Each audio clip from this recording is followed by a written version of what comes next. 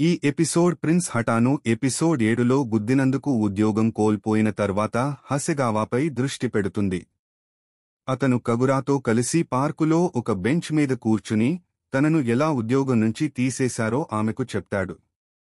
ఉద్యోగం లేని పనికి మాలినవాడివి అని కగురా అతన్ని తిట్టి అక్కడి నుండి వెళ్లిపోతుంది. ఆ సంఘటన తర్వాత జరిగిన విషయాలను హసెగావా వివరిస్తాడు. అతని బాస్ అతన్ని సెప్పుకు పొట్ట చీల్చుకోవడం చేసుకోమని ఆదేశించడం, భయంతో అతను ఎలా నిరాకరించడం, అతని భార్య అతన్ని వదిలివెళ్లడం గురించి చెప్తాడు.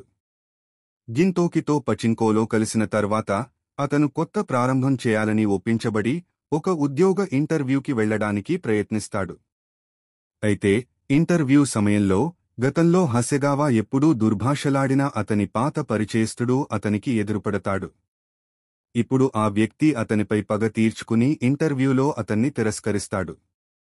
హసెగావా విజయం లేకుండా మరిన్ని ఇంటర్వ్యూలకు హాజరవుతాడు. చివరకు మరోసారి గిన్ని కలుస్తాడు.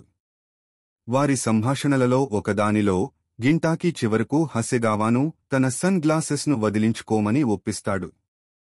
కొత్త రూపంతో హసెగావా చివరకు టాక్సీ డ్రైవర్గా ఉద్యోగం పొందుతాడు. షోలోని ప్రధాన మరియు ద్వితీయ పాత్రలలో చాలామంది అతని ఛార్జీలుగా ఉంటారు. చివరి ఛార్జీ గిన్ అతను కేవలం డ్రైవ్ చేయమని అడుగుతాడు.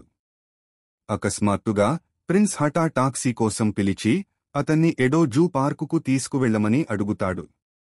ప్రిన్స్ తమను గుర్తుపట్టకుండా ఉండటానికి అత్యంత జాగ్రత్తగా అతన్ని గమ్యస్థానానికి తీసుకెళ్లడానికి ప్రయత్నిస్తున్నప్పుడు ఒక వ్యక్తి టాక్సీ ముందు అడుగుపెట్టి ఆపి పురుటినొప్పులతో ఉన్న తన భార్యను దగ్గరలోని ఆసుపత్రికి తీసుకువెళ్లమని హసెగావాను వేడుకుంటాడు.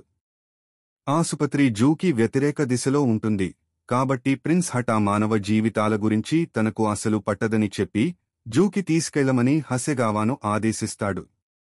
హసెగావా అతన్ని టాక్సీలో నుండి గుద్ది బయటకు పంపి ఆ జంటను ఆసుపత్రికి తీసుకువెళ్తాడు.